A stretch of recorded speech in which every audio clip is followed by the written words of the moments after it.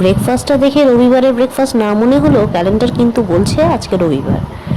আর এটা আমার favourite breakfast by the way.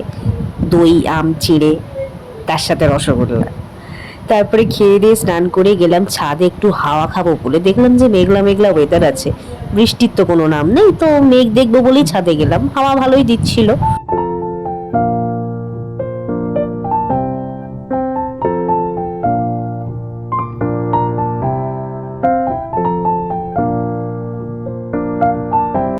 তুমি বলো, তুমি আজকে শশা খেয়েছো সকাল থেকে? তুমি তো রোজ দিন শশা খাও। হ্যাঁ, তুমি বলো যে তুমি আজকে শশা খেয়েছো সকাল থেকে? এরকম বড় বড় করে চোখ পাকালে ভয় পাই আমি। বড় বড় করে চোখ পাকালে ভয় পাই তো। দুপুরের পর থেকে তো পুরো রোদই উঠে গেল, আর তেমন গরম। আর এদিকে আমি রেডি হচ্ছি আমার এক মামার বাড়ি যাব বলে, মধ্যম গ্রামে। তো ওখানে থাকার প্ল্যান ছিল রাত্রিবেলা, তো বেরিয়ে পড়লাম বিকালবেলা।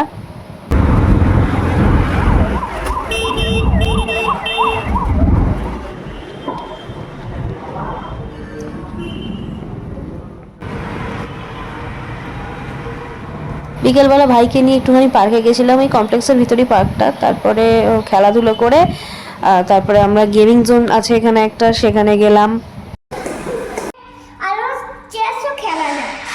বল দিয়ে কি করে চেস খেলে?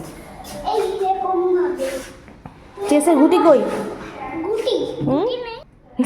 এরকম ভাবে চেস খেলে? গুটি তো নেই। গুটি কোথায়?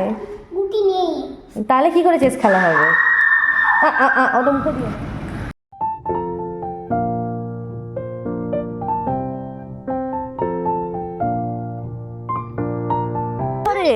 হ্যাঁ, এটা কি মাছ? মাছ ধরছিস? কি করছিস তুই? এটা হচ্ছে মাছ। ঠিক, ওটা মাছ। ফাঁসিয়ে নিয়ে চলে যাচ্ছি। না থাক, আর ভাসি নিয়ে যেতে হবে না, নিজে পড়ে যাবি। কোন জল খাটালাম? হুম, জল এইভাবে খাটাই। দেখতে যাই। ঠিক আছে, এইরকম করো। এই তো করছি।